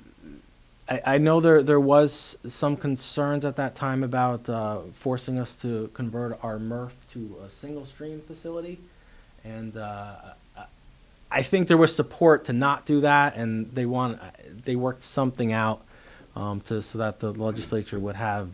That's what the thinking process was. It wasn't necessarily. Yeah, it wasn't necessarily to say stop that conversion, but that's what kicked off the discussion. Is my point? Is maybe if you're going to do something big, make sure that. Well, something big is reducing your bonding authority from 40 million to 500,000. That's like huge. Like I said, I was totally against that because it didn't make any sense from the basic structure of how the agency is set up and why it was set up the way it was.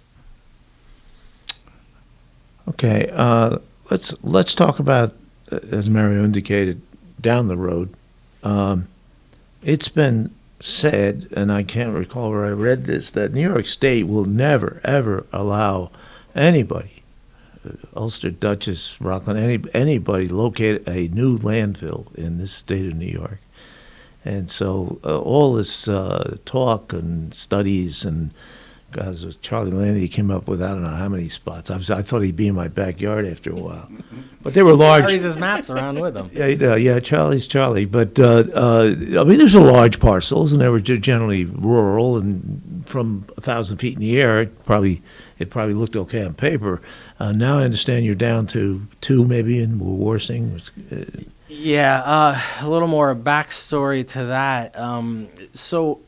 Because I know there's been a lot of stuff out there about us budgeting, not budgeting for feasibility studies on landfills, and I'm the one who will hold off on that because you can Google like certain areas of Ulster County, you know, New York City watershed, by the Hudson River, agricultural land, urban area. You're not putting a landfill in the city of Kingston, right?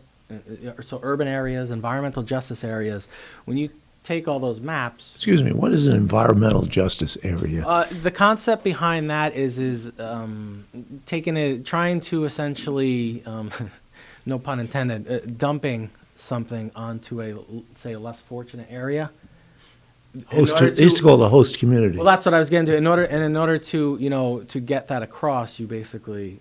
Here's a host community benefit. Let us put this. Bribery. Yeah. Well, you said it, not incentive, me. But incentive is the proper word. And sometimes you seek out those less fortunate areas in order to get that done because they're going to want that incentive more than, say, a higher class area. So that's why that concept came about. Making sure there's an equitable distribution of things that may have environmental benefits or may have environmental harms to being in a community. So making sure you're not targeting low-income communities or communities of color when you're making those types of decisions, and not just about solid waste, but where to put a highway, where to put a, manufacturing plant. So environmental justice is an emerging idea that's really important. Well, part Angie, of the you're the expert in this area.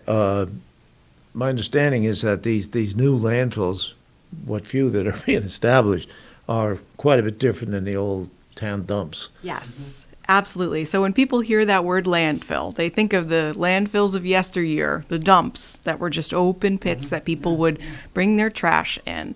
And so starting, in the 1970s, the late 1970s, the environmental movements, I think we all started to wake up to the environmental harms of doing business that way. The creation of the EPA, the creation of the New York State DEC, they came out with new regulations about the way that those types of sites should be conducted and engineered. So the landfills that are built today are very different than the landfills built in yesteryear. They're designed by engineers, they're designed by scientists, they're approved by professional regulators. They have a series of different liner systems that are like geosynthetic layers of material and rock and clay to make sure that any compaction of waste going on in that area is not going to leach any rainwater, processed water, what we call leachate, into the environment. Approved a landfill that you're aware of anywhere in the state? That's a great question. And, I can't speak on behalf of DEC, but I know that there are about 30 landfills in New York State. They're spread out all over the place. Many of them are reaching capacity. So we talk a lot about, because they were built in the 70s, right? Recently. When those, Recently. yeah, recently. Not in my, in my career path that I'm aware of because of, a lot of reasons. As our two experts here, if you were a betting person and we were going to go to Las Vegas and we would say, okay, what are the odds we could get a landfill approved in Ulster County? What would you say? You want this here? I'll happily take it. Yeah, the remarks I want to share is that we have a huge momentum of environmentalism in Ulster County. We have a lot of community assets like the Hudson River, for example, like tourism, like industries of agriculture. So I think that a big challenge is communicating this, finding a site that would be adequate to manage Ulster County's volume is going to be very challenging. And even, if we do get to that point, I think communicating the value of a local waste system like that will be very challenging because we have this incredible momentum of environmentalism in Ulster County, which is a wonderful thing. Something that we're all really proud of, right? We're all very proud of the bag ban and the skip the straw law and the mandatory recycling law here. We even have a composting law now in Ulster County. So this is all progress in a really important direction. But nobody wants a landfill in their backyard, right? It's called NIMBY. There's a lot of pushback because nobody wants to live next to these type of facilities. So, Tim, do you want to? We've heard that message for 40 years. If I could hop back on to what I was saying about the maps. So if you had taken those maps I was talking about and you put them on top of one another, hold them up to a window and look, do you know basically where you're left with? Winston Farms. Get out. Are we playing that pristine game? Are we playing that game again? So when I'm dump here never? You lived through that. Yeah, so when I realize that, I'm like, I'm not gonna spend hundreds of thousands of dollars on a feasibility study. What I want first is, as Angie was talking about with like how the soils are set up, I want maps to basically eliminate all the places first before we decide, is this site feasible? And then when she talks about the communities welcoming something like that, back to Charles Landy, when his list is constantly published, I always get an email or a phone call. You're not putting it there. So I've never said anything about it, but my point is nothing's even been done or said or we're going to do, and I'm already getting pushback. Yeah. So you're going to Vegas. Do you think it's going to happen? I can tell you one thing. You can bet all your money that it's not going to happen by the time Seneca Meadows might close, because you're talking 10 to 15 years just on permitting. It just took us almost 2 years to get our permit renewed just for the transfer station that was already there. And the DEC's had a lot of retirements, right? They're short-staffed right now, so them getting all their stuff done is all pushed back. Yeah. So, And that's not to say with the new technologies on landfills it wouldn't have been the best idea for Ulster County, because we know from a financial perspective and to be able to control all that, Yeah. that probably would have been the best idea.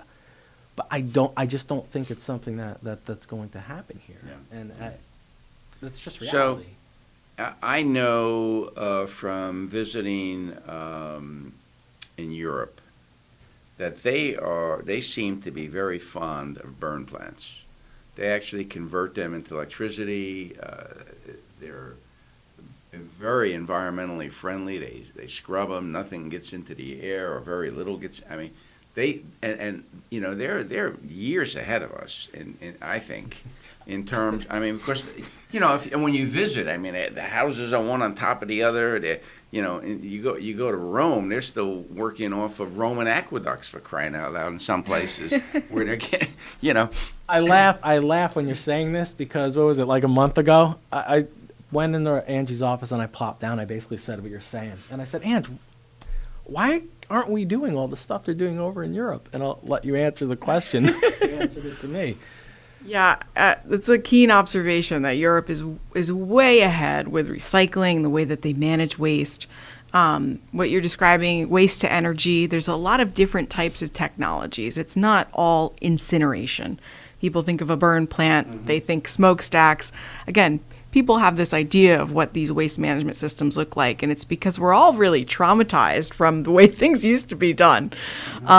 Looking ahead into the future of these technologies, there's gasification, there's pyrolysis, there's all different types of thermal treatments of waste that are not incineration. It's in the absence of oxygen, so you're not creating a lot of those old pollutants that, when you think of a burn plant, that you would. And like you said, you can generate a renewable energy source, an alternative energy source, from these types of these thermal treatments of wastes. And they're regulated in those countries where they are. There's some in America that are emerging. They have data, they have research, they have a lot of science that goes into them. And the emissions, from an emissions standpoint, they're significantly lower than the thresholds in a lot of cases. So I think it's an interesting concept. Is definitely something that we have a duty to look at all the options. As Ulster County's Solid Waste Authority, we have a duty to evaluate every scenario. So would we put all of our eggs in that basket? Probably not. But is it something that's new, innovative, and would get us closer to zero waste? Yeah. And I think that that's enough to convince me that maybe it's something that we should be looking at, as part of all the options. But Europe is ahead of the game for a lot of reasons. If that's something that we should be looking at, when does that look take place? Are you looking at it now? Or are you talking to some of the groups, the constituencies out there, especially what I call, the crazies?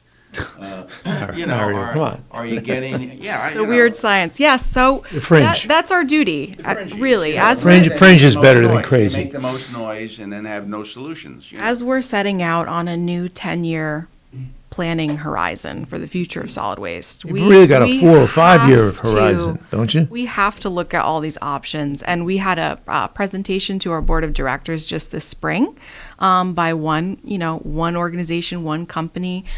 Tim and I and our director of operations were all working really closely to see what's out there. Some of these technologies are proven. Some of them are still a little experimental. And so that's also a challenge with our regulators to present an option that they're going to be really comfortable with. And none of this happens overnight, as you get the sense of that. So we are looking at all of the options, and it's going to take a little bit of everything, right? Tim, do you want to add to that? Yeah, we have had meetings with different technology companies already. We actually had a discussion, because they are our peers in the industry with waste management, asking them what they've looked at. And now, mind you, as I said before, they're number one in the world. Absolutely. They have an entire research and development department dedicated to exactly what you're asking us, and they haven't figured it out. Tim, does Dutchess County have a burn facility? They do, and actually, I've recently reached out to Lindsay who's the executive director over there. I've spoken to her in the past year because that was around before the Ulster Resource Recovery Agency started. They're looking at the same problem. I've spoken to Rockland. They've got the same problem with regards to what are we going to do. Because the burn plant in Dutchess, they're envisioning somewhere between 5 and 10 years left on it. So that's our neighbor that's got something going on. So, so myself, Lindsay, and Jerry, who runs the Rockland, have actually started some dialogue to start getting back together so that we can have these same discussions as to what are we going to do, because we're all in the same boat. Is this the nouveau regional approach, which didn't work before? Not necessarily. I just think it's important for us to be talking to each other. To be talking, to even to brainstorm. So it would seem that that's not really an option for us being Ulster.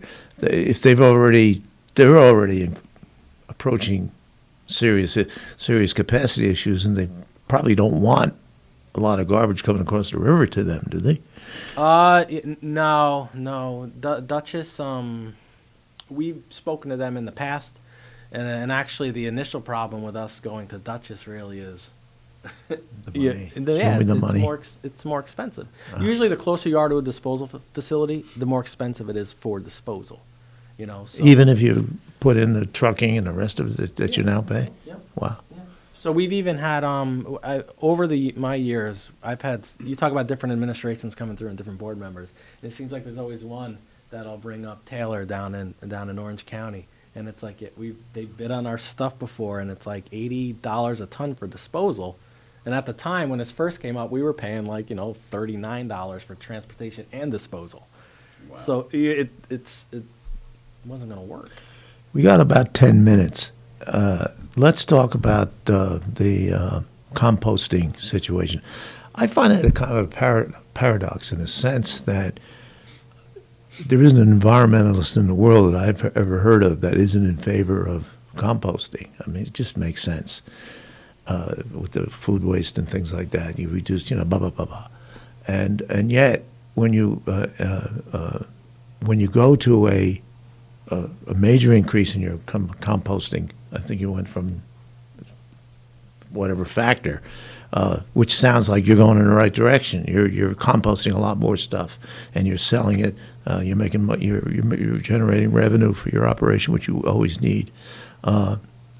There's a lot of pushback here about it. Particularly, Mary, you can speak to the smell. Like you gave it the sniff test, didn't you? I mean, you rode along the river road with. Oh yeah, no. I've smelled it.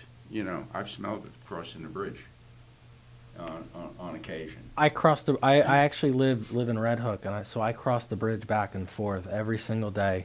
I just told a story to the town of Ulster. Even on the weekends, I'll be crossing the bridge, and the wind will be down. And I'm sticking my head out the window.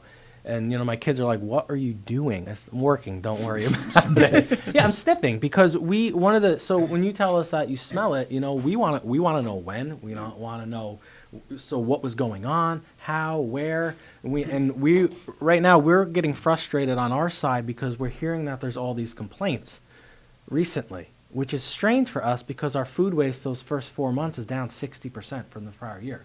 We're not making as much compost. Why are our complaints up when we don't have as much? That doesn't make any sense. Yeah. And when I try and reach out and find out where are the complaints coming from, when are they smelling it, for how long are they smelling it, so that we can get answers as to what's going on. Patterns or whatever. I can't get any responses. So I've been working with. If I smell it again, I will call you. Please do. Please do. Because I do some work out at the airport too, and that's right in the that corridor. Yeah, so the airport's a good example because I do know that there's been the smells have reached Whittier and even over to Cuckoo Lane, right? The last time that happened in April, I'm coming across the bridge in the morning, and I'm like, whoa, right? And I drive down. Do you smell it? I rarely do I smell coming across the bridge. This particular day in early April, I smelled it. I'm like, whoa. And I took the trip down around Ulster Landing Road, and there's places I picked it up, and I picked it up down at Cuckoo Lane.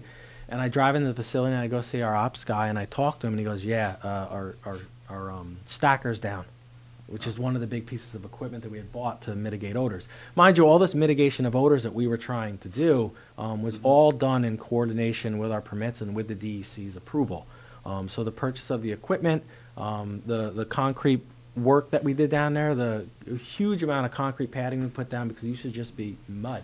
I remember. Yeah, I and used it to- would puddle up, and so we did a lot of work down there. The ugly and, stuff. Yeah, and including employees' earlier starting time, so that when people are commuting across the bridge, the smell is dissipated. So we've done a lot of work, like I said, with the DEC to mitigate those odors, which we've done. Because we speak to the Bridge Authority a lot, who's right next to us. Yeah. And the DEC, I know, had spoken to the owner of the airport at the time, who had said, yeah, no, it used to be bad, but whatever they're Yeah, doing better. there, I tell them to keep doing it. Well, that's great. But like I said, so we think we're making progress in all this, and now there's all these complaints, but we can't get answers. But now we have mandated composting, is that correct?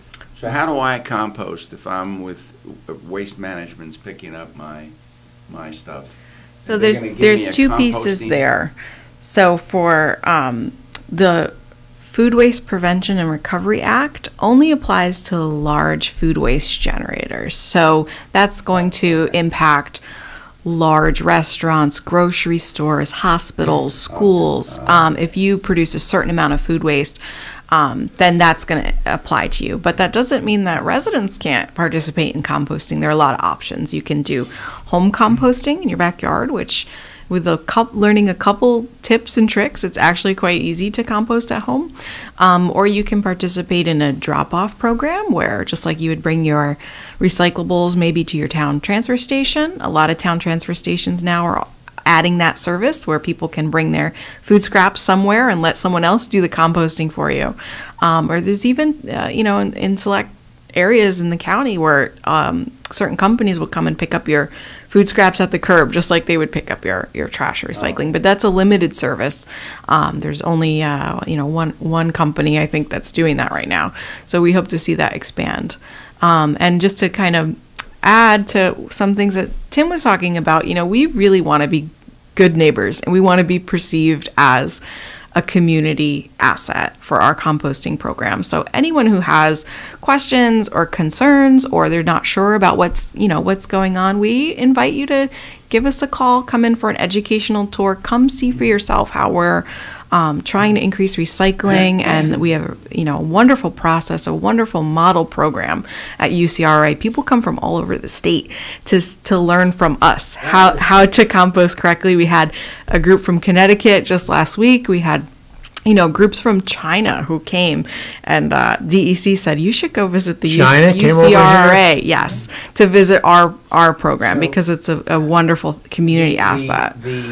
We're almost out of time, so I just want to touch on this one thing because we would be delinquent if we didn't. You know what that's going to be. But has the agency come up with a policy yet on a lot of companies that are out there refuse to allow inside baseball. They refuse to allow dealing by employees and things of that nature.